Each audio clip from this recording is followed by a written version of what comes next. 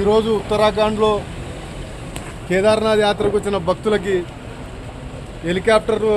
Helipad దగ్గర జరుగుతున్న మోసాల గురించి మోసపోయిన బాధితులం మేము. ఆన్లైన్లో హెలికాప్టర్కి బుకింగ్ కొరకు ఒక్కొక్కరు 5,500 నుంచి 8,500 రూపాయల వరకు ఆన్లైన్లో చెల్లించడం జరిగింది. వాళ్ళ వెబ్సైట్లు ఫేక్ వెబ్సైట్లు అన్నీ ఇప్పుడు ఇక్కడ వచ్చిన తర్వాత ఏవియేషన్ వాళ్ళు మాకు లోపలికి అలో చేయడం లేదు.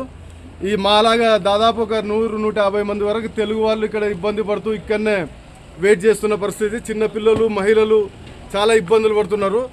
కావున ఇప్పుడు మన తెలుగు ప్రజలు ఎవరైనా కానీ ఇటువంటివి ఏమైనా ఉన్నాయి, ఇటువంటి వెల్ఫేర్ టికెట్స్ ఉన్నాయి అంటే నమ్మొద్దండి, మొత్తం ఫేక్. ఈడ జార్ఖండ్ ప్రభుత్వం కూడా దీని మీద తక్షణమే చర్య తీసుకొని బాధితులకు న్యాయం చేయవలసిందిగా కోరుచున్నాం. For more videos like this, subscribe Big TV channel.